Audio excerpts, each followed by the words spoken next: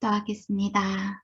사랑하는 하느님, 오늘도 이렇게 주님의 말씀을 나누게 해주심에 감사드립니다.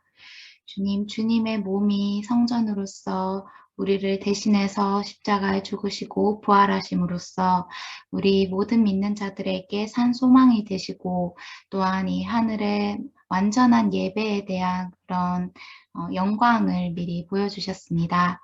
주님 감사합니다. 우리를 위해 속죄해 주시고 지금 이 시간까지 우리를 인도해 주신 하나님께 모든 영광과 감사를 드리며 또 지금 이 시간 성막의 각 기구들을 살펴볼 때에 그 하나하나에 담겨있는 예수님의 인성과 신성, 그 완전함을 저희가 흠양하면서 말씀을 들을 수 있게 해주세요.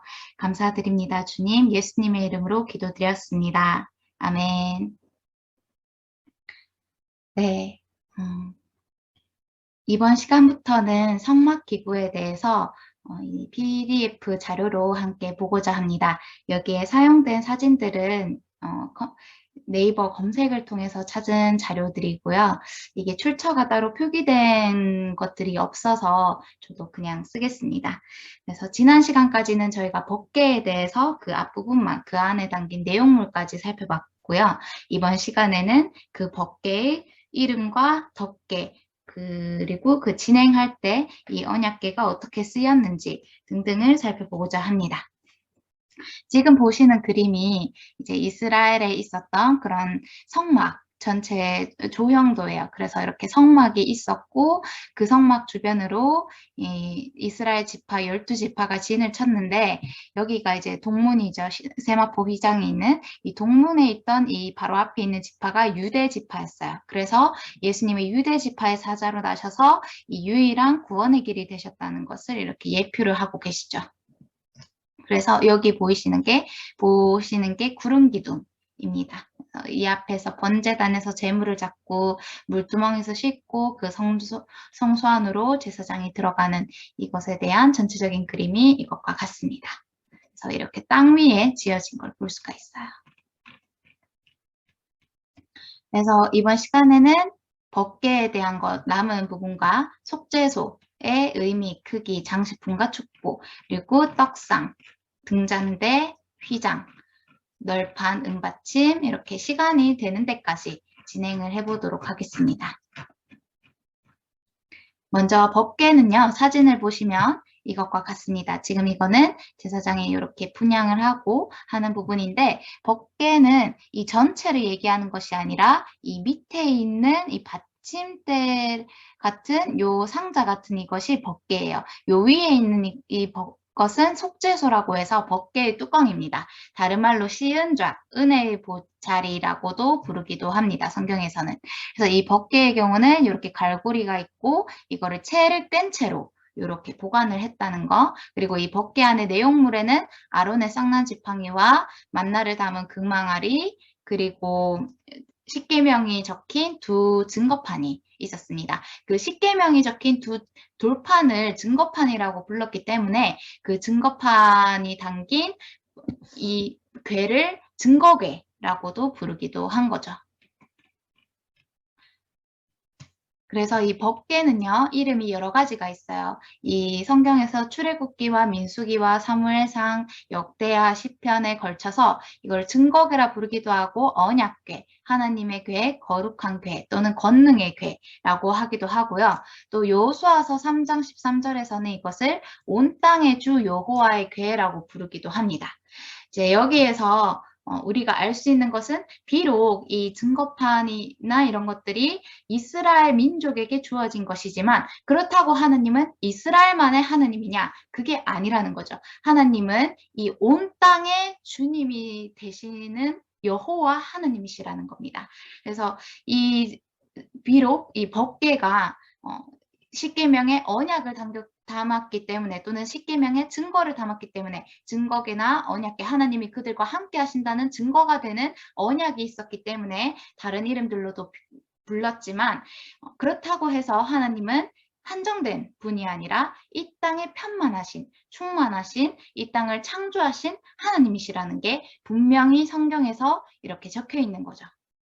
그리고 여기에서 얘기할 때 주 여호와라는 것은요, 히브리어로는 아도나이 여호와라고도, 아도나이 야훼라고도 할 수가 있는데요. 여기에서 아도나이는 그런 통치권, 주권을 얘기하고요. 여호와는 언약을 얘기합니다. 그래서 이 말인즉슨 그런, 네, 언약의 주권 또는 통치권은 하나님이시다. 즉 하나님이 이 언약의 주인 되시는 분이시다라는 것이죠. 그리고 이 표현이 쓰였던 부분이 또 다른 한 곳이 열왕기상 2장 26절도 있는데, 그 열왕기상 2장 26절에서는 여호와 하나님의 궤라고 했어요. 근데 이때 이 표현이 쓰였던 것은 어떤 배경이었냐면, 솔로몬 즉위를 반대하는 음모가 있었고, 그 상황 가운데서 이 여호와 하나님의 궤라는 것을 궤라고 불렀다는 거죠. 언약궤를. 이것은 즉슨 하나님이 솔로몬을 왕으로 세울 것을 미리 정하셨고, 언약하신, 그 약속하신 그 뜻은 결국엔 성취될 것이라는 믿음의 표현이 그렇게 열왕기상 2장 26절에 적혀 있었습니다. 그래서 증거계는 예수의 증언은 예언의 영이다 라고 했던 요한계시록 19장 10절의 말씀과 같이 증거의 돌판이 있었기 때문에, 언약계는 창세 이전에 계획하신 그런 새 언약과 그리고 시내산에서 주신 그런 언약을 기억시키는 법궤였기 때문에 그렇게 쓰였다. 그리고 하나님의 궤라고 했다는 것은 이 법궤와 하나님이 거의 이렇게 동일시 되었다. 그만큼 이 법궤가 신성한 기구였다라는 것을 알려줍니다. 그리고 이 법궤는 덮개가 있었어요. 이 덮개는 그 뚜껑 속죄소를 가리키는 그 덮개가 아니라요, 그 이스라엘 진영이 구름 기둥이 이동할 때 같이 이렇게 초막과 그런 장막을 정리해서 이동을 했잖아요. 전진할 때. 그렇다면 이 법궤는 어떻게 이동이 되었는가라는 거죠. 근데 이 법궤는 덮개를 씌워서 진행을 했는데요. 민수기 4장 5절에서 6절을 보면 이런 표현이 나옵니다. 진영이 전진할 때에 아론과 그의 아들들이 들어가서 칸막는 휘장을 걷어 증거궤를 덮고, 그 위를 해달의 가죽으로 덮고, 그 위에 순청색 보자기를 덮은 후에 그 채를 깨고 라는 표현이 나와요. 그러니까 이 증거궤를 덮는 것이 총 3가지가 있었다는 거죠. 첫 번째는 칸막는 휘장이었고요. 근데 이 칸막는 휘장이 무엇을 얘기하는 휘장이냐면, 성소와 지성소를 나누는 그 휘장 있죠. 그 기둥에 달려있는, 기둥에 내려뜨린 그 휘장을 얘기하는 겁니다. 그래서 그 성소와 지성소의 칸을 나누는, 지성소의 칸을 막는 그 휘장으로 먼저 법궤 위에 덮었다는 거죠. 그런데 이 휘장이라는 것이 우리가 히브리서 10장 20절에서 알 수 있는 것은 그리스도라는 거죠. 그리고 아더핑크 목사님은 이 휘장을 그리스도의 완전한 인성으로 보십니다. 왜냐하면 예수님께서 우리 인간을 대속하기 위해서 나무에 달려 죽으신 것이 휘장이 찢긴 것과 같은 사건이었잖아요. 그런데 이런 법궤를 휘장으로 싸는 행위 자체가 법궤가 하나님과 거의 동일시 되는 기구인데, 그것을 예수님의 인성을 나타내는 휘장으로 쌌다는 것은 하나님이시지만 인간의 그런 종의 육체를 입으신 예수님을 예표한다라고도 아더핑크 목사님은 설명을 하십니다. 그리고 그 위에 해달의 가죽을 덮었어요. 이 해달의 가죽은 에스겔서 6장 10절에 16장 10절에 보면 이것은 물돼지라고도 표현이 되어 있어요. 물돼지 가죽신을 신기고 이런 표현이 나오는데, 여기에서 얘기하는 물돼지가 바로 해달과 같은 단어입니다. 이게 가죽신, 신발을 만드는 데 쓰이는 그런 가죽이었어요. 즉 신발이 뭡니까? 우리 몸에서 가장 낮은 자리에 있는, 가장 낮은 곳에 위치한 이 발을 덮는 거잖아요. 이 신발이. 그렇다는 것은 예수님의 겸손함, 그만큼 예수님이 이 땅에서 낮은 신분으로 오셨다, 예수님의 낮아짐을 가리키기도 합니다. 고운 모양이나 풍채도 없다는 그런 이사야서 53장 2절의 말씀과 같이 그런 그렇게 소중하고 신성한 법궤를 먼저는 칸막는 휘장으로, 그 다음은 해달의 가죽으로 입힌 이것들이 예수님의 인성을 가리킨다라고도 아더핑크 목사님은 말씀을 하시지만, 물론 이게 기능적으로는 해달이 질기고 튼튼하고 광수의 기능이 있기 때문에 그것을 더 보호하려는 목적에서 이것을 입혔겠지요. 그런데 이거를 영적으로 아더핑크 목사님이 해석을 하자면 이렇게도 볼 수가 있다라고 참고를 해주시면 될 것 같습니다. 그 다음으로 마지막으로 덮은 것은 순청색 보자기였어요. 근데 여기에서 우리가 주목해야 될 것은 색깔입니다. 순청색이었어요. 즉 하늘색이었다는 거죠.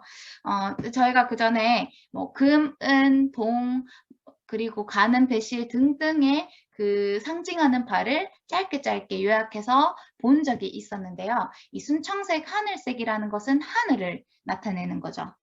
이것은 즉슨 그리스도는 천상에 속한 존재로서 하나님이자 인간으로 모든 세상에 전파되어야 한다는 그런 디모데전서 2장 5절의 말씀을 가리키기도 합니다. 하나님은 한 분이시요 또 하나님과 사람 사이의 중보자도 한 분이시니 곧 사람이신 그리스도 예수라. 그래서 예수님은 사실상 하늘에서 내려오신 분이라는 거죠. 그리고 하나님과 사람 사이에 이런 완전한 중보자가 되셨다는 겁니다. 왜요? 그 칸막는 휘장과 해달의 가죽이 아더핑크 목사님의 설명대로라면 예수님의 인성과 관련된 표현인데 그것을 하늘색으로 덮었잖아요. 즉 인성과 신성이 이렇게 완전히 결합된 그런 거를 나타내기도 합니다.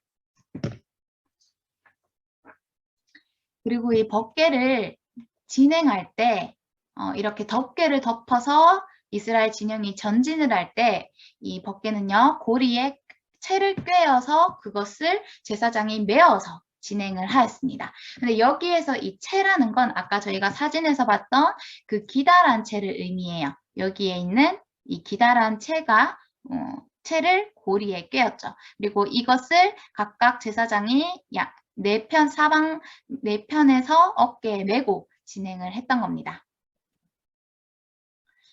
그런데 이 채라는 것은요, 어떻게 보면 순례를 의미하기도 해요. 왜냐하면 이 광야에서 순례의 여정 가운데 이 채를 어깨에 매는 그런 기능을 했기 때문이에요. 어깨에 맨다는 것은 어딘가로 이동해야 된다는 의미고, 그것이 우리의 신앙 여정에서는 순례를 가리킨다는 거죠. 그리고 이 채 자체도 그리스도라고 볼 수가 있어요. 왜냐하면 이것은 광야에서 순례의 여정을 그리스도께서 함께 하셨다는 것을 나타냅니다. 실제로도 그 세례 요한이 그리스도에 대해서 말씀하실 때 세상 죄를 지고 가는 어린 양이라고 말씀을 하셨죠. 제사장들이 이 채를 지고 법궤를 지고 행진을 했다는 겁니다. 그리고 이 법궤는요 대체로 가장 선두에 앞서 나갔어요. 그러한 사건들이 제가 여기에서는 더 구체적으로 넣진 않았지만 요단강을 건너거나 여리고를 행진하거나 그 외의 전쟁에 있어서 이 법궤는 가장 앞서서 이렇게 진행이 되었었습니다. 이것을 마치 어떤 부분에 상기시키냐면요. 요한복음 10장 4절의 말씀이 또 생각이 나요. 그게 뭐냐면 선한 목자는 양을 앞서가서 그 양떼를 인도한다 라고 예수님이 말씀하신 부분이 있었거든요. 그 부분을 정확하게 얘기를 하자면 10장 4절 자기 양을 다 내놓은 후에 앞서가면 양들이 그의 음성을 아는 고로 따라오되. 그러니까 여기에서 주목할 부분은 앞서가면이라는 거죠. 영어로는 put forth라고 적혀 있는데 그만큼 예수님은 우리를 홀로 보내시지 않아요. 우리가 가는 것은 우리의 십자가를 지고 예수님을 따라갈 때 그것은 예수님이 남겨놓으신 족적, 그 발자취를 따라가는 거죠. 예수님이 이미 승리하신 그 길을 우리는 따라가고 있는 겁니다. 그래서 우리가 세상을 이기는 승리는 믿음이에요. 누구에 대한 믿음? 예수님에 대한 믿음. 왜요? 예수님이 이미 세상을 이기셨거든요. 그 승리 안에서 예수님이 이루신 완전한 승리 안에서 우리는 지금 순례의 여정을 가고 있는 겁니다. 이 세상, 즉 광야에서요. 그러니까 이스라엘 백성에게 주어진 그런 모든 의무와 책임과 특권과 지금 우리 그리스도인이 누리고 있는 특권과 책임은요, 동일한 거예요. 하나님은 공평하신 하나님이십니다. 누구를 더 무겁게 하거나 누구를 더 가볍게 하지 않으시는 거예요. 이거는 출애굽기를 읽으면 읽을수록, 구약을 읽으면 읽을수록 더 와닿게 됩니다. 하나님이 진실로 공평하신 하나님이시구나. 정말 하나님이 모든 사람 각각을 사랑하시고 인도하시고 또 선으로 대하시는구나 라는 것을 알 수가 있어요. 이스라엘에게는 그것이 실질적인 광야에서의 순례였지만 지금 우리 그리스도인도 영적으로는 실제 광야라는 거죠. 우리는 그러한 과정에 있다라는 겁니다. 그리고 이제 요단강을 건널 때도 이게 요수아 강해를 하게 될지는 모르겠으나 이 요단강을 건널 때도 그 장면이 너무나 감동적이에요. 그래서 이 요단강을 건넌 그 장면만 간략하게 짚고 넘어가겠습니다. 이 요단강이 그 당시 이스라엘의 요단강을 건너던 시점은요. 강물이 한창 불어있는 시기였어요. 1년 중에서 강물이 가장 범람하고 넘치는 그때 이스라엘이 그 여리고 맞은편에 도착을 하게 되었던 겁니다. 그것은 인간적으로는 완전히 불가능한 그런 상황이었어요. 그 강을 건너는 것이. 그래서 뭐 나무 판자 이렇게 뗏목을 만들거나 아니면 거기에 어떤 통나무를 이렇게 가로지를 수 있는 통나무를 딱 이렇게 놓거나 그렇게 했어야 됐는데 하나님이 요단 강물이 제일 줄어들었을 때 건너게 하실 수도 있었을 거예요. 근데 왜 하필 절대 건널 수 없는 그런 시점일 때 그곳으로 인도하셨을까? 그것은 하나님의 영광을 나타내 보이시기 위해. 그거는 인간적으로 우리가 봤을 땐 너무나 힘든 상황인데 하나님의 입장에서는 하나님의 영광을 나타내고 우리가 하나님을 더 이해하고 더 알게 되고 더 믿고 의지할 수 있는 선한 계기가 됐다는 거죠. 그때 이 언약궤가 어떤 역할을 하였냐면요. 이러한 역할을 했습니다. 여호수아서 3장에 그거를 건너는 장면이 나와요. 근데 그 건너는 장면에서 이렇게 여호수아가 제사장들에게 지시를 합니다. 6절에 여호수아가 제사장들에게 말하여 이르되 언약궤를 메고 백성에 앞서 건너라 했는데 이 앞서 건너는 게 어떻게 했냐면 8절 너는 언약궤를 맨 제사장들에게 명령하여 이르기를 너희가 요단 물가에 이르거든 요단에 들어서라 하라. 아멘. 그러니까 언약궤를 맨 제사장들이 먼저 요단 물가에 이렇게 발목에 찰랑찰랑 그렇게 차기까지 또는 허리 또는 무릎에 그렇게 올 때까지 그렇게 요단강에 먼저 들어가라는 거예요. 근데 그렇게 믿음으로 들어갔을 때 요단강이 완전히 한쪽 벽으로 물러가서 물이 물러가가지고 한쪽에 이렇게 딱 쌓여 있고 완전한 마른 땅으로 이스라엘 백성이 건너게 됩니다. 그리고 제사장들이 언약궤를 메고 앞서갔기 때문에 그 뒤를 따르는 이스라엘 백성은요. 무조건 뭐를 보면서 따라갔냐면 자기 눈앞에 있는 그 언약궤를 보고 강을 건넜어요. 그것은 우리의 신앙 열정에서 뭘 의미하면요. 아까 우리가 언약궤가 이 하나님과 동일시되는 왜냐 속죄소와 같이 이렇게 속죄소가 그 뚜껑으로 있는데 그 속죄소가 하나님이 임재하시는 자리이기 때문에 그 속죄소와 함께 있는 법궤 또한 언약궤 여기서 얘기는 언약궤는 속죄소 뚜껑이 덮여 있는 법궤거든요.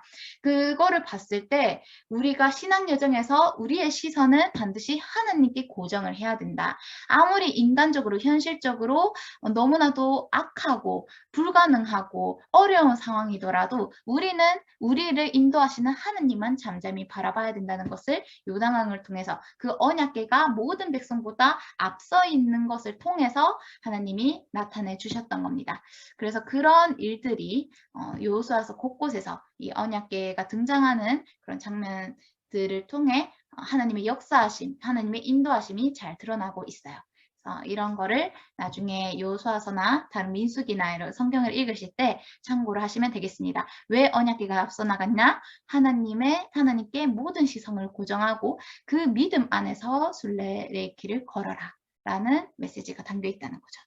그리고 여기에서 또 한 가지 제가 보고 싶은 부분이 언약궤의 그런 축복입니다. 이게 언약궤가 원래는 성막에 그렇게 있었어야 되었지만 사무엘상이나 사무엘하에 가면은 이게 좀 다른 곳에 있는 사건들이 나와요. 먼저 사무엘상 7장 1절에서 2절에 보면 기럇 여아림 사람들이 와서 여호와의 궤를 옮겨 산에 사는 아비나답의 집에 들여놓고 그의 아들 엘리야사를 거룩하게 구별하여 여호와의 궤를 지키게 하였더니 궤가 기럇 여아림에 들어간 날부터 20년 동안 오래 있은지라 이스라엘 온 족속이 여호와를 사모하니라.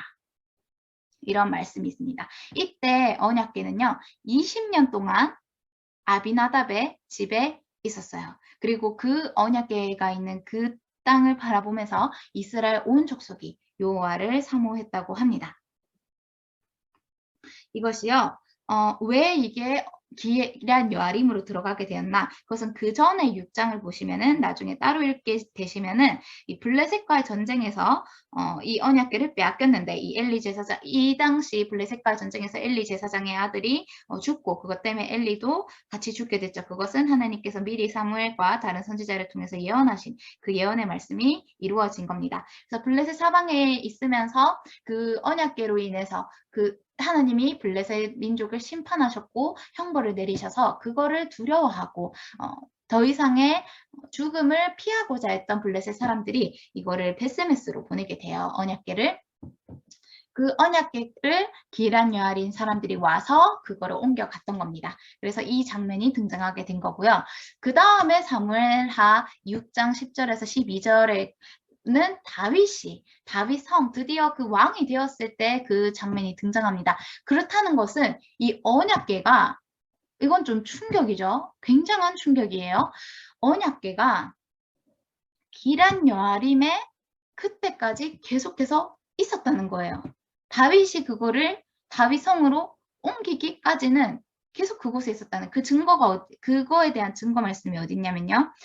사무엘하 6장 2절에 다윗이 일어나 자기와 함께 있는 모든 사람과 더불어 바알레 유다로 가서 거기서 하나님의 궤를 메어오려 하니 3절 그들이 하나님의 궤를 새 수레에 싣고 산에 있는 아비나답의 집에서 나오는데 한마디로 이 아비나답의 집에 이 언약궤가 그때까지 있었다는 거예요. 그러면은 다윗이 있기 전에 그런 사울이 왕이 되었을 때 이 언약궤도 이 언약궤가 옮겨지지 못하고 그대로 그 자리에 있었다는 거예요. 이거는 그 당시 어떻게 이게 그럴 수가 있을까? 조금 놀랍고 많은 것을 생각하게 하는 거죠. 하나님의 언약궤, 하나님이 있는 그 자리가 가장 중요시돼야 되고 가장 거룩한 곳인데 그것에 대한 사모함이 그 사울 왕에게 있었던 것인가? 그런 것도 좀 생각해 볼 수 있는 부분이고요.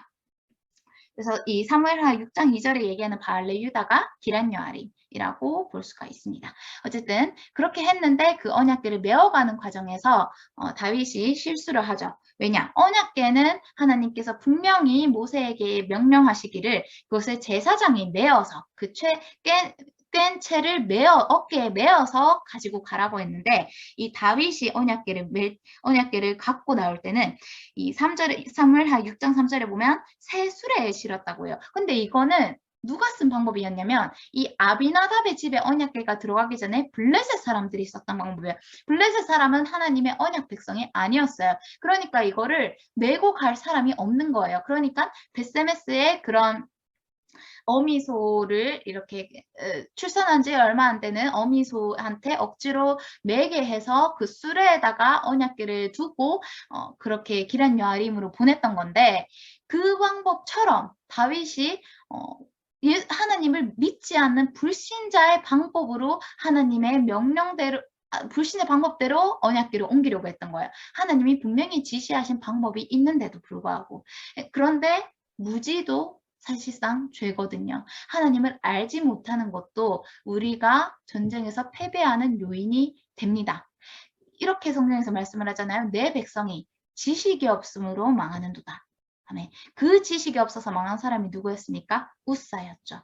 왜요? 그 타작마당에서 소가 날뛰니까 그 수레에서 언약궤가 이렇게 넘어지는 것을 방지하기 위해서 우사가 손을 대어 잡으니 그 즉시로 하나님이 우사를 치셔서 우사가 하나님 궤 곁에서 죽게 되었습니다. 그래서 그곳 이름이 베레스 우사라고 불리게 되었죠. 어쨌든 그런 사건이 있고 난 뒤에 다윗이 그런 두려움이 생겼고, 또 성경에서는 8절에 보면 분하여 displeased라는 게 있었어요. 그러니까 이게 정확하게는 괴를 자기 성에 이렇게 들고 오는 것을 즐겨하지 않았다는 거예요. 그래서 가드 사람 오베데돔의 집으로 메어가게 됩니다. 근데 여기서 놀라운 것은요, 이때 그 괴는 오베데돔의 집에 석 달이 있었는데 여호와께서 오베데돔과 그의 온 집에 복을 주셨다는 말씀이 나와요. 그리고 그 소식을 듣고 다윗 왕이 다시 그곳으로 가서 하나님의 궤를 메고 그 다윗 성으로 올라가게 됩니다. 그 앞에서 춤을 추죠.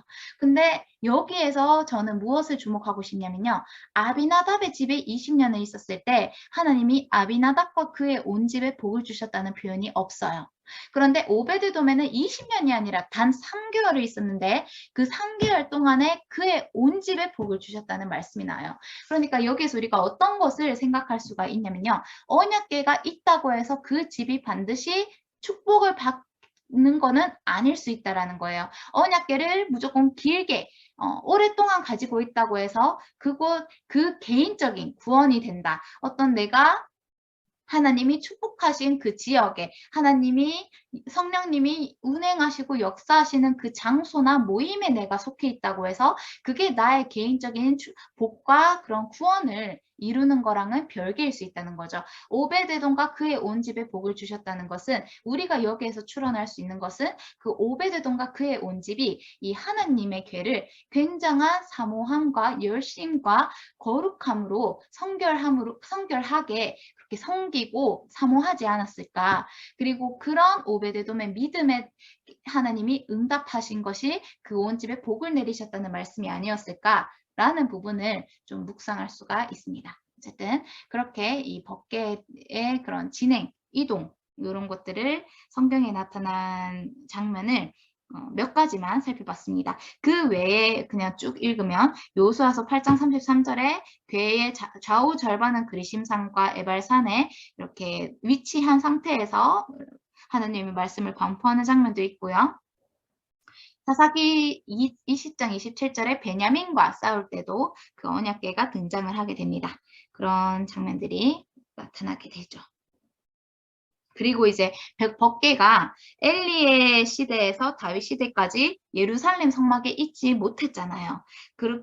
그런데 솔로몬 시대에서 마침내 그 성전이 완공되고 그곳에 법궤가 와서 이동이 되어 안식하게 되는데 그것은 아더 핑크 목사님이 보시기에 마치 이방인의 때가 지나고 천년왕국에서 이스라엘이 예수님께 돌아오는 것이 이 법궤의 이동 과정과 시기를 통해서 예표가 된다. 라고 말씀을 하십니다. 이렇게 해서 법궤에 대한 부분을 저희가 봤고요. 그 다음에는 속죄소로 넘어가겠습니다. 이 속죄소는요, 아까 우리가 봤던 이 법궤 위에 있는 이 뚜껑입니다. 법궤의 뚜껑. 그러니까 성경에서 언약궤로 할 때는요, 언약궤를 메고 진행한다 했을 때 그런 언약궤는 밑에 있는 법궤와 위에 있는 속죄소 뚜껑을 합친 표현으로 언약궤라고 써요.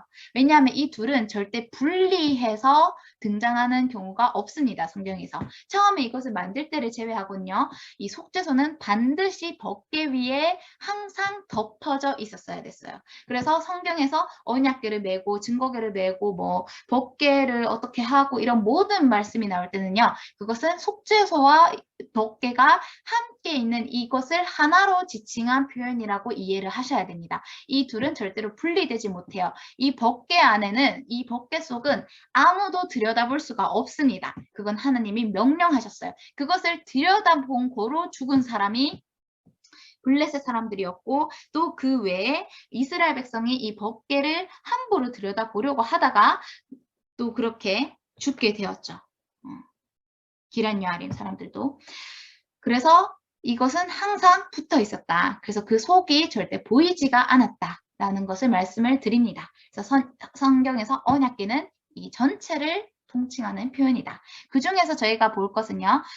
요 위에 있는 속죄소는 무엇이냐. 이 속죄소를 먼저 보면 이렇게 두 그룹이 남아 있어요. 그룹은 좀 더 쉽게 표현을 하자면 천사인데요. 그 천사의 뭐랄까 서열 중에서도 상위 서열에 속하는 그런 천사를 그룹이라고 성경에서는 부른다고 합니다. 어쨌든 이 두 그룹이 서로를 마주대해서 날개를 펼치고 있죠. 그 날개가 이렇게 맞닿아 있고 그 두 그룹 밑에 이 뚜껑이 있는데 이 뚜껑에도 이렇게 턱이 있습니다. 이 턱도 있고 금태가 이렇게 둘러져 있는 것을 볼 수가 있어요. 그래서 이 뚜껑은 밑에 있는 법궤를 충분히 가려야 됐기 때문에 그 가로와 세로 높이가 법궤와 같은 길이였겠죠. 그래서 이 사진도 보시면 알겠지만 다 금으로 쳐서 금으로 만들었습니다. 그리고 법궤의 경우는 조각목으로 만들어서 그것을 금으로 쌌죠. 자, 이 속죄소는 원어상 카포레트라고 부릅니다. 이 카포레트를 우리가 그 전에 본 적이 있어요. 뭐냐면 코페르라고도 할 수가 있거든요. 이게 발음하기에 따라서 카포레트 또는 코페르라고 부르기도 하는데요. 그 코페르가 사실은 아가서에 나와 있는 고벨화, 고벨이란 그 단어가 코페르, 발음이 비슷하지 않습니까? 그게 그렇게 파생이 된 거거든요. 그래서 아가서에서 그런 고벨화라고 했을 때, 그리고 뭐 침궁, 왕의 침궁에 그거를 드렸다라고 했을 때, 그것이 원어적으로는 코페르를 의미하는 것이었다. 라면서 저희가 본 적이 있었어요. 그 코페르가 무엇을 의미하느냐? 속죄를 의미하는 단어거든요. 이 카포레트는요, 정확하게는 propitiatory, 그러니까 화목처를 의미하는 단어고요. 이게 좀 흥미로운 부분은요, 이게 속죄하다 이런 뜻인데 카파르는 뚜껑을 덮다, 송진을 칠하다 이런 의미를 가지고 있습니다. 이 뚜껑을 덮다라고 했을 때 이 덮다라는 것이 또 어떤 부분을 상기시키냐면 아담이 죄를 지었을 때 하나님께서 아담의 벗은 몸을 가죽옷으로 입히셨다. 즉 덮으셨잖아요. 거기서 덮으신, 입히신 가죽옷처럼 그렇게 카포레트라는 것은 우리의 죄를 덮으신다. 우리의 죄를 속하신다. 용서하신다는 그런 의미를 가진 단어라는 거죠. 그래서 로마서 3장에서는 속죄소의 예표로서 그리스도를 소개하고 있습니다. 보시면 이 예수를 하나님이 그의 피로써 믿음으로 말미암는 화목 제물로 세우셨으니 이는 하나님께서 길이 참으시는 중에 전에 지은 죄를 간과하심으로 자기의 의로우심을 나타내려 하심이니 라는 말씀이 나오는데요. 여기에서 이 화목 제물이란 단어는요. 그 헬라어의 원어가 히브리서 9장 5절에서 말씀하는 속죄소와 같은 단어입니다. 놀랍죠? 이게 같은 헬라어 단어를 속죄소와 화목제물이라고 다르게 표현을 한 거예요. 그래서 아더핑크 목사님이 말씀하시길 여기에서의 번역이 화목제물인데 이거는 사실상 화목처로 번역을 했어야 되었다는 거죠. 이 화목제물은요. 요한일서 2장 2절과 4장 10절에 나오는 화목제물과 다른 헬라어 단어거든요. 여기 요한일서 2장 2절에서는 진짜 그 번제단에서 드리는 그 화목제물을 가리키는 헬라어 단어고요. 로마서 3장 25절에서 말씀하는 화목제물은 이 히브리서 9장 5절에 있는 속죄소와 같은 단어입니다. 그래서 여기서는 화목제물이 아니라 화목처로 번역을 했어야 되었다는 거죠. 그렇다면 화목제물과 화목처는 무엇이 다른가라는 겁니다. 그렇다면 화목, 이 propitiate라는 것이 정확히 무엇을 의미하는가라는 것이죠. 화목은요, 다른 말로 만족하게 하다라는 뜻을 가지고 있습니다. 그런데 이 만족이라는 게요, 하나님을 만족시키는 거죠. 근데 그게 더 정확하게 풀어서 얘기하면 로마서 8장 4절 육신을 따르지 않고 그 영을 따라 행하는 우리에게 율법의 요구가 이루어지게 하려 하심이라 했을 때 이 이루어지다 하나님을 만족하는 것이 무엇으로 만족하느냐 하나님이 말씀하신 계명을 지킴으로써 만족하게 한다는 거죠. 그리고 하나님과 우리가 화목하게 된 자라고 했을 때 그것은 우리의 죄가 하나님이 거룩하신 하나님이 우리와 화목하게 되기 위해서 거룩하신 하나님 앞에 우리가 나오기 위해서는 그런 속죄에 대한 만족이 충족이 있어야 된다는 거예요. 그것을 이루신 분이 예수님이시라는 거죠. 그런데 이렇게 이렇게 화목제물이라는 것은요, 정확하게 속죄로서의 화목제물이기 때문에 그것은 번제단과 관련된 단어예요. 그 번제단이 다른 말로 사실 속죄제단이라고 부를 수가 있잖아요. 왜요? 거기에서 우리가 속죄제, 속건제, 화목제, 번제, 화제 이런 것들을 드리는데요. 그렇게 속죄를 하는 제단이기 때문에 사실상 이 번제단은 어떤 속죄하는 곳, 속죄로서의 화목제물이 등장하는 곳이고요. 그것에 대한 결과로서 우리가 들어가는 곳이 화목처라는 거죠. 이 속죄소라는 거죠. 번제단에서 속죄 제물을 바치고 그 속죄 제물을 바친 제물에서 나오는 그 향기를 가지고 우리가 들어가는 곳이 속죄소인 거예요. 안식초로서의 화목처라는 거죠. 그래서 이 번제단은 속죄의 그런 의미가 강하다면 속죄소는 안식처의 의미가 더 강하다는 거죠. 원인과 결과의 그런 관계에 있다는 겁니다. 네. 왜냐? 이 번제단에서 이 제물을 태우잖아요. 속죄제를 드리건 다른 제물을 드리건. 근데 불사른 그 불씨를 향을 가져다가 제사장이 그것으로 그것으로 그 등불을 밝힙니다. 등잔대를. 금양단을 밝히나요? 제가 나중에 좀 더 보충해서 설명을 할게요. 어쨌든 그 향을 밝히는데 그 향이 사실상 지성소와 성소는 휘장으로만 가려져 있기 때문에 충분히 그 향이 들어갈 수가 있어요. 그래서 그 지성소 안에서는 그 금향단의 그 향이 들어갔을 텐데 그것의 그런 어떤 본질적인 출처가 번제단으로부터 시작이 됐다는 거죠. 이 부분은 나중에 금향단과 그 등잔대를 다룰 때 다시 한번 제가 정확히 설명을 하겠습니다. 어쨌거나 이렇게 관계가 있다는 거죠. 그리고 속죄소는 또 어떤 게 있습니까? 번제단에서 제물을 잡아서 그 피를 속죄소 앞에 7번 뿌리는 예식이 있었죠. 그것이 언제입니까? 대속죄일이요. 대속죄일에서는 무엇을 했어요? 그런 레위기서 16장 14절에 보면요. 수송아지 그런 화목 제물의 피를 화목처인 속죄소에 뿌렸어요.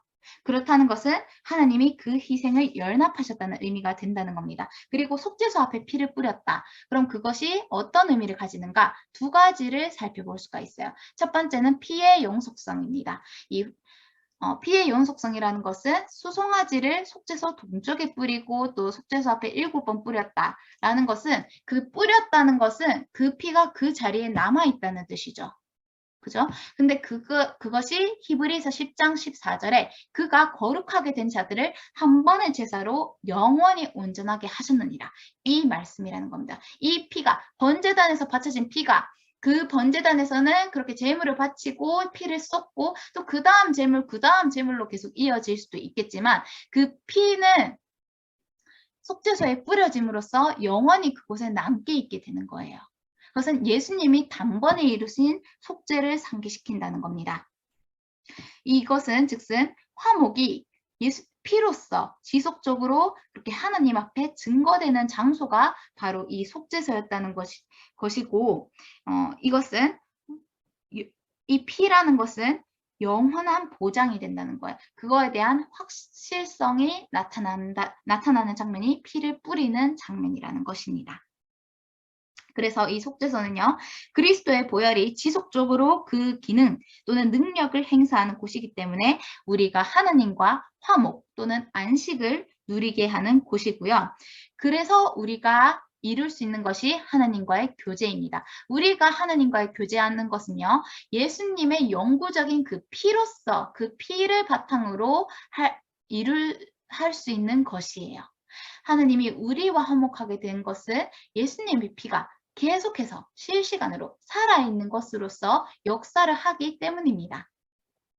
우리는 그 피를 입고 하나님께 나아간다는 것입니다. 할렐루야, 너무나 놀랍지 않습니까? 예수님이 죽으신 것은 과거의 사건이 아니에요. 그것은 어제나 오늘이나 영원토록 우리를 덮어주시고 우리와 함께 하시는 예수님의 은혜인 겁니다. 그 예수님의 피가 우리와 언제나 함께 하시고 또 우리를 영원히 의롭게 하셨다는 거예요.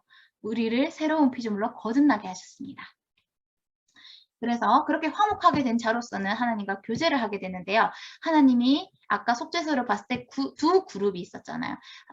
그래서 그 그룹 사이에 좌정하신다라는 표현이 성경 곳곳에 나옵니다. 사무엘하 6장 2절에 가서도요. 그 괴는 그룹들 사이에 좌정하신 만군의 여호와의 이름으로 불리는 것이라. 시편 80편 1절 요셉을 양떼같이 인도하시는 이스라엘의 목자여 귀를 기울이소서 그룹 사이에 좌정하시니여 빛을 비추소서 라는 표현이 나오게 되는 것이죠.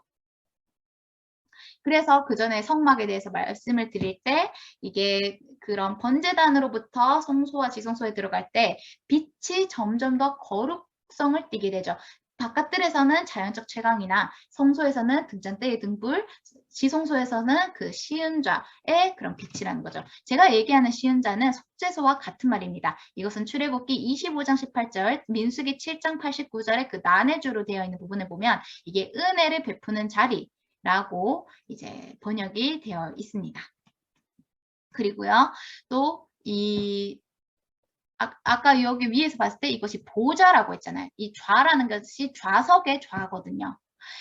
이것은 이 속죄소는 성막 안에 있었던 유일한 의자였어요.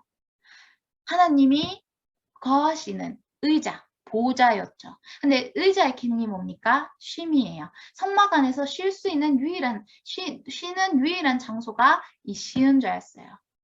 그러니까 이것은 또 한편 히브리서 10장 그러므로 형제들아 우리가 예수의 피를 힘입어 성소에 들어갈 담력을 얻었나니 예수의 피를 힘입어 아까 저희가 봤던 이 피의 영속성을 좀 상기시키는 대목이죠. 이 피를 힘입어서 성소에 들어갈 담력을 얻었는데요. 그 길은 우리를 위하여 휘장 가운데로 열어놓으신 새로운 살 길이요. 휘장은 그의 육체다. 그러므로 우리는 긍휼하심을 받고 때를 따라 돕는 은혜를 얻기 위하여 은혜의 보좌, 시은좌, 속죄소 앞에 담대히 나아갈 것이니라 라고 되어 있습니다. 그래서 이렇게 우리가 살펴봤고요. 법궤는 시은자는요. 법궤의 너비와 길이에 꼭 맞는 치수였어요. 이것은 무엇이냐? 하나님의 은혜는요. 예수님의 공로만큼 주어진다는 겁니다. 이 하나님의 은혜를 위해서 예수님이 그 물과 피로써 값을 치르신 만큼 하나님의 은혜가 주어진다는 거죠. 그래서 법궤와 너비와 길이가 같은 겁니다. 그래서 로마서 5장 21절 은혜도 또한 의로 말미암아 왕노릇한다 라고 했을 때 이 의로 말미암아 은혜를 우리가 볼 수 있는 것은 그런 화목처, 속죄소라고 볼 수가 있고 의는 법궤라고도 볼 수가 있는 거죠. 아더핑크 목사님은. 왜냐? 그 법궤에 담긴 게 율법이었잖아요.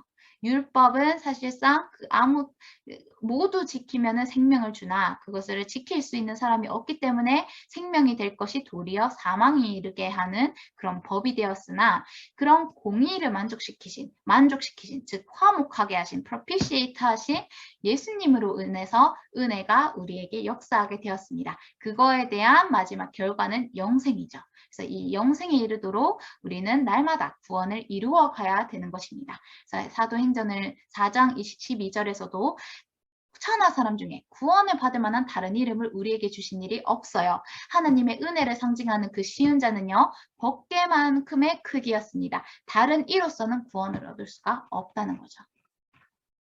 그리고 아까 봤던 그 그룹은요. 창세기 3장 24절과 계시록 4장 6절에서 8절, 에스겔 1장 5절에서 10절, 계시록 5장 11절에서 14절에 등장하는 존재고요. 이게 두 개의 그룹이라 이 숫자 2라는 것은 증거를 나타내기도 한다고 했어요. 그리고 이 그룹이 날개를 펼쳐서 서로 마주대하고 있었다는 것은요. 한편으로는 이것을 나타냅니다. 무엇이냐면요.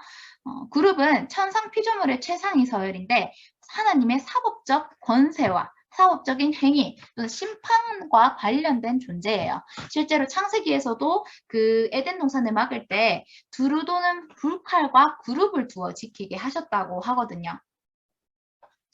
그러니까 그리고 계시록에 가서도 어떤 사법적인 그런 심판에 대한 장면에서 그룹이 등장을 하는데 이것은 마치 하나님의 공의 또는 죄에 대한 진노가 이런 한 조각품의 모습으로 형상화됐다고 볼 수가 있어요.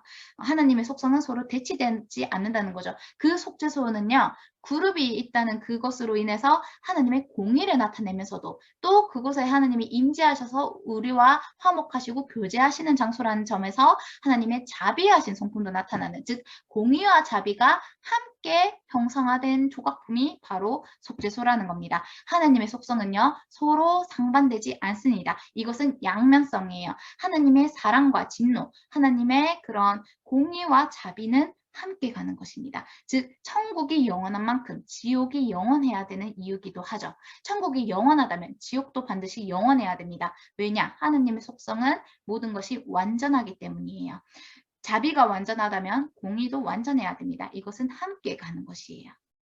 그래서 우리가 아까 속죄서를 이건 사진을 보면서 얘기를 하면 좋은데요. 서로 마주보고 있잖아요. 이것처럼 속죄소 위 두 그룹은 마치 공동의 목적에 마음을 기울이면서 흠모하는 모양으로 머리를 숙이고 있죠. 어디를 향해서? 하나님이 법이 있는 법궤를 향해서.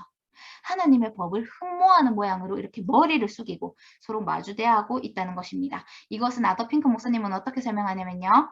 교회의 구속은 천사에게 좋은 본보기가 된다는 것입니다. 관련된 말씀이 고린도전서 4장 9절, 에베소서 3장 10절, 베드로전서 1장 11절에서 12절까지 그런 천사도 복음을 배우는 것에 관심이 있어 한다는 그런 말씀이 이렇게 나타나 있죠. 천사에게 구경거리가 되고 사도들이 이 통치자들, 하늘에 있는 통치자들과 권세들에게 하나님의 각종 지혜를 알게 하시고, 누구로 말미암아? 교회로 말미암아 알게 하시고, 그리고 그리스도의 영이 받으실 고난과 후에 받으실 영광, 이런 것들이 천사들도 살펴보기를 원한다라고 나와 있습니다. 그것이 그런 속죄소 위에 있는 두 그룹의 그런 형상을 통해서도 나타나고 있습니다. 그리고 이 속죄소는 어떠한 축복을 가지고 있느냐? 첫 번째로 율법을 가려서 죄의 심판을 지연하는 역할을 하게 됩니다. 왜요? 속죄소는 뚜껑이잖아요. 두 그룹은 아까 뭐라고 했습니까? 하나님의 사법적 권세를 가진 하나님의 공의를 나타내는 존재라고 했어요. 그렇다면 그리고 법궤 안에는 무엇이 있어요? 두 돌판이 있어요. 여기서도 숫자 2가 의미심장하죠. 법궤는 두 돌판이 있고요. 그 뚜껑 위에는 두 그룹이 있어요. 이것은 아더핑크 목사님은 이렇게 말씀하십니다. 두 그룹은 범법자를 정죄하는 거룩한 법들을 보지 않고 있다. 그러니까 그곳으로 얼굴을 향하고 있긴 하나 그것을 막고 있다는 거예요. 무엇이요? 그 속죄소 그 뚜껑이요. 이것은 무엇을 상징하냐면 이 속죄소가 예수님을 나타낸다는 거예요. 예수님 이 율법과 그러니까 두 돌판 즉 율법 하나님의 율법과 두 그룹 그것을 집행하는 그 집행자 사이에 속죄소 뚜껑 즉 피가 사실은 있었다는 거예요. 핏뿌림을 속죄소에 피를 뿌렸잖아요. 그러니까 핏뿌림을 받은 속죄소가 법궤 속에 있는 두 돌판을 덮고 있다는 거예요. 가리고 있어요. 그 율법을 가리고 있어. 이것은 하나님이 죄를 간과하셨던 예수님이 오시기 전에 그것을 그 은혜를 나타내는 장면입니다. 율법은요. 사망의 기능이 있어요. 왜냐? 사망이 쏘는 것은 죄고 죄의 권능은 율법이거든요. 율법이 있게 되었을 때 죄는 살아나게 되고 나는 죽게 돼요. 왜냐? 나는 죄인이기 때문이에요. 그것이 로마서 7장에 자세히 설명이 되어 있죠. 그래서 이 속죄소 뚜껑이 없었다면 두 그룹과 두 돌파만 있었다면 거기에서 그 지성소로 들어가는 모든 인간은 다 죽었겠죠. 왜냐? 하나님의 공의로 가득 차 있기 때문에. 근데 그것을 속죄소 뚜껑이 율법과 돌판과 그룹 사이를 막아주고 있고 그곳에 피를 뿌렸기 때문에 그 피의 은혜로서 자비하심으로써 그 죄를 넘어가 주신 거예요. 그것이 하나님의 영광이라는 겁니다. 하나님의 자비하심이라는 겁니다.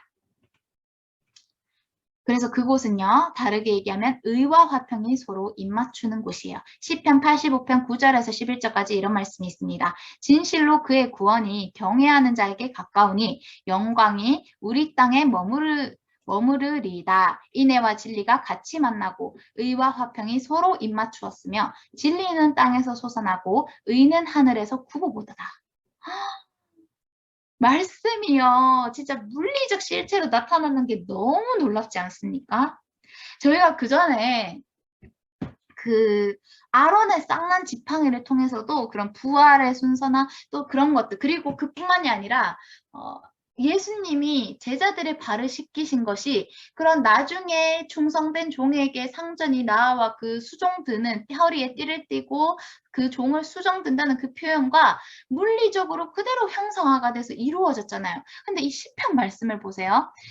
인애와 진리가 같이 만나고 의와 화평이 입맞추고 진리는 땅에서 솟아나고요. 의는 하늘에서 굽어본대요.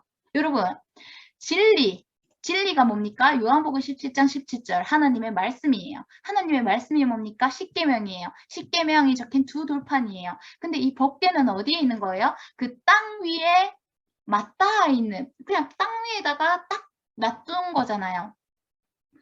그 땅에 맞닿은 법궤와 그 법궤를 덮는 시은자를 상상해 보세요.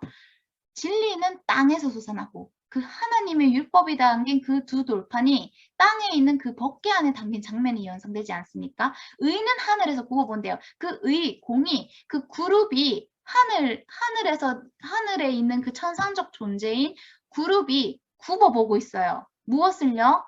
법궤를요. 의가 하늘에서 굽어본대요. 의, 법궤를 덮고 있는 시은자는 위에 위치해 있고요. 율법이 있는 법궤는 아래에 위치해 있어요. 자, 다시 한번 사진으로. 진리는 땅에서 솟아나고 의는 하늘에서 굽어본다. 아까 그룹이 머리를 이렇게 율법적으로 이렇게 굽어본다라는 표현을 제가 썼었잖아요. 그러니까 이 말씀이 법궤와 속죄소를 보더라도 그 법궤와 속죄소의 모형적 구조가 이 시편 85편과 너무 싱크로율이 맞지 않습니까? 저는 이게 너무 놀랍더라고요. 그러니까 물론 동의를 하지 않는 분도 계실 수 있으나 개인적으로 저는 그렇게 이해가 되었고 거기 좀 감동을 받았다라는 겁니다. 그래서 아더핑거 목사님은 여기까지 이렇게까지는 설명을 하진 않으셨지만 다만 이 시편 85편 9절에서 11절까지를 인용하시면서 이 속죄소와 법궤는 의와 화평이 서로 입맞추는 곳이다 라고 말씀을 하셨어요. 네, 너무나 아름답습니다. 너무 아름답죠. 그 피가 뿌려진 장소, 속죄소. 좋습니다. 자, 그리고요. 이 세 번째로 속죄소는 육신의 눈으로는 볼 수가 없고 믿음으로만 들어갈 수 있는 곳이에요. 왜냐? 지성소의 그 칸막는 휘장으로 가려져 있었잖아요.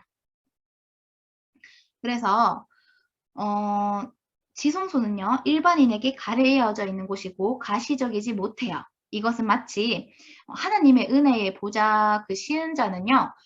눈에 보이는 그런 육신의 눈이 아니라 보이지 않는 믿음으로 볼 수 있는, 접근할 수 있는 곳이라는 겁니다. 그래서 히브리서 10장 22절에 이런 말씀이 있죠. 참 마음과 온전한 믿음으로 하나님께 나아간다는 겁니다. 하나님께 나아가는 것은요. 어떠한 종교적인 형식이나 틀에 박힌 모양으로 그 경건의 모양으로 가는 것이 아니라 경건의 능력으로 복음에 대한 온전한 확신과 능력과 믿음으로 가는 것이라는 겁니다. 그것은 무엇으로 가능하냐? 마음의 뿌림을 받아야 돼요. 맑은 물로 씻음을 받아야 됩니다. 그것은 말씀으로 깨끗하게 하신다는 또 다른 성경 말씀을 기억하게 하는 거죠. 그렇습니다. 이렇게 저희가 법궤를 살펴봤고 너무나 죄송스럽게도 법궤가 아니라 시은자 속죄소를 살펴봤고 또 진도를 너무 못 맞춰서 심심한 사과를 드립니다. 다음에는 좀 더 빨리 할 수 있으면 좋겠습니다. 제가 좀 더 준비를 해서 다음 시간에는 오늘 하지 못했던 그런 떡상과 등잔대, 휘장까지 할 수 있도록 제가 노력해 보겠습니다. 이 떡상도 이 진설명 관련돼서 너무나도 이 장식품과 이것들이 얘기할 게 너무나 많아요. 등잔대도 진짜 아름다운 설명이 있거든요. 이 빛에 대한 그것도 얼마나 그거에 대한 하나님의 말씀이 은혜로운지 반드시 같이 나누고 싶은 그런 말씀들이 많습니다. 그래서 오늘은 이, 어, 이 시간까지 하고요. 너무나 아쉽지만 지금 한 5분 정도 남은 것 같거든요. 한 1시간이 차기까지는 한 5분 정도 남은 것 같으나 이 떡상도 함께 봐야 되는 거기 때문에 다음 시간으로 가겠습니다. 오늘 이렇게 인도해 주신 하나님께 감사를 드리고요. 저희는 다음 시간에 또 함께 보겠습니다. 여러분의 삶 가운데서 이 법궤와 속죄소의 그 은혜와 진리가 충만한 다시 한번 이걸로 정리를 할게요. 예수님이 이 땅에 오셨는데요. 이 예수님에 대해서 설명하는 너무나도 아름다운 말씀이 있습니다. 예수님은요. 은혜만 충만하신 분이 아니었어요. 예수님은요. 그 안에 요한복음 1장 14절 말씀이 육신이 되어 우리 가운데 거하심에 우리가 그의 영광을 보니 아버지의 독생자의 영광이요 은혜와 진리가 충만하더라. 17절 율법은 모세로 말미암아 주어진 것이요 은혜와 진리는 예수 그리스도로 말미암아 온 것이라. 이거 완전 딱 법궤와 속죄소 아닙니까? 은혜와 진리, 속죄소, 다른 말로 쉬운 자, 은혜의 자리, 법궤, 법, 율법, 진리, 그 은혜와 진리, 언약궤 그 자체이신 분이 바로 우리 예수님이셨어요. 예수님은요. 은혜와 진리가 충만하신 분이셨고요. 공의와 자비가 함께 있으신 분이었고요. 인성과 신성이 온전히 연합되신 분이었고요. 또 그런 예수님이 법궤에 뭐를 꿰었어요? 고리에 채를 꿰었어요. 그 예수님이 우리의 순례의 여정에 영원토록 함께하고 계십니다. 그런 예수님께 모든 찬양과 감사를 올려드리면서 오늘 이 시간을 마치겠습니다. 할렐루야, 감사합니다.